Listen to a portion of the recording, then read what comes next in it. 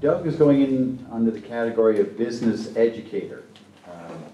Means he understands business and he's pretty smart and teaches people what he's been trying to figure out all his life, I guess. Doug started here, he would have been an import, I guess, from Aurora High School, because he graduated in '63, which, did you do 11, 12, and 13 here, is that? 12 and 13. 12 and 13. So we were lucky enough to get him for the final part of his high school career. And from here he went on to McMaster and got a BSc in physics. And from there he ultimately ended up at the University of Minnesota and got a PhD in management sciences. Is that correct? That's right. Doug's career has mainly been in the United States, in the St. Louis area, but he has taught in Canada and he's taught in, I guess, London and Germany, if I get it all right. So he's moved around and he's in the area of statistics and operations research, simulation of managerial decisions, and international logistics. None of this means anything to me. I've heard of the word statistics before, but I have no idea what you really do. I think it would be creating calm and a plan of action of total chaos in the management side of things, and creating an order for the rest of us to be able to go about doing business and making decisions and so on. Would that be fair enough to you create calm out of chaos? Oh, I would love to. Yeah. But who actually runs the finances at home? Lucky Ruth, I would imagine. Yeah. So he's been at this for over 30 years, and he's served as a principal investigator and project director at many sponsored corporate studies in governmental settings and consultant to major corporations.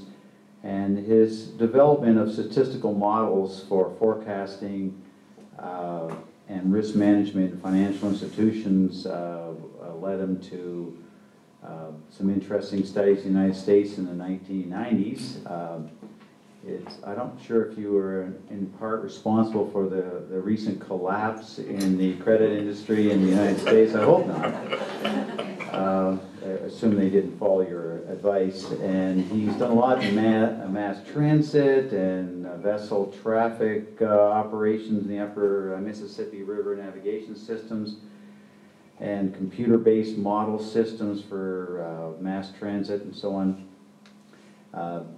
The stuff he does is what managers love to get their hands on, because he creates something that they hopefully can follow and achieve the goal they're after.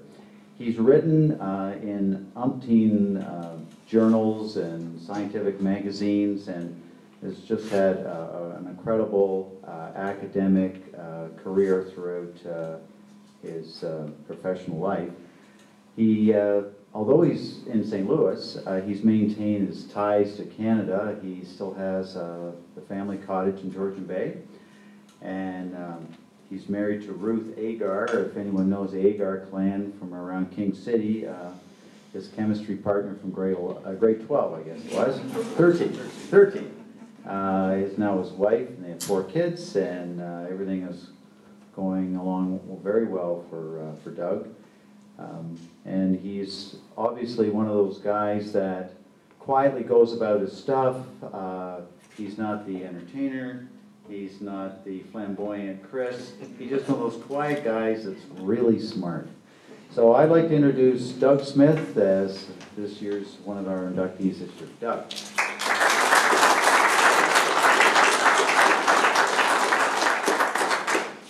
Thank you, John. You did a wonderful job with the most mundane of the careers on the platform here. Maybe what many people would say was one of the most mundane of the careers you could have. It's interesting that there are 3 of us in the United States right now. I started my career in the College of Commerce, my academic career at the College of Commerce at the University of Saskatchewan. We left there for St. Louis because I was interested in applications of the kinds of things that Mr. Carson taught me in physics, and others taught me in mathematics, and interestingly enough, things that I learned in English class from readings of Shakespeare. I would have to say that it's been a wonderful ride. I loved working in an academic environment in which people are passionate about understanding the world through their own individual disciplines, sharing it with others, and hoping that they can establish values, manage their lives, and help make the world a little bit better in the process. I really do feel, in terms of lasting legacy, those that are perhaps most fortunate are engineers, musicians who are also composers, physicians who have high-touch impact on individuals' lives at critical times, and artisans who create things with their hands, and artists. But the rest of us, I think, do feel privileged in helping students understand the world in a way that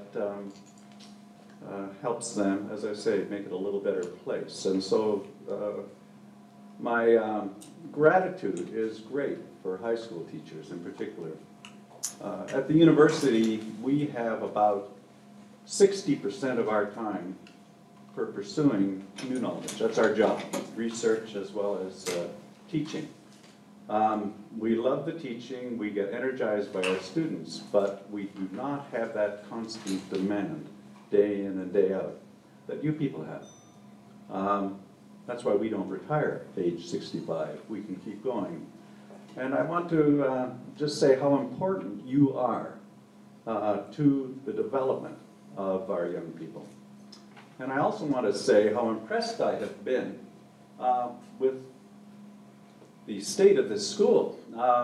It was great fun to visit a class and have a very dynamic interaction with students who are, I guess, in a what we would call in the United States advanced placement economics course. You have a wonderful instructor there doing very creative things with terrific resources, and I think you should be proud of the investment that you're making in this place. The physical plant is just amazing. It's beautiful. We came from Aurora. We were here for the first 2 years, and I would say that, well, Sheila, we really appreciated the physical environment. We appreciated the civility of the place and the dedication of all our teachers and what they did to us. So I guess I'll just say thanks a lot, and I know that I'll tell you one more thing. I have a lasting dear colleague from the University of Saskatchewan when I taught there.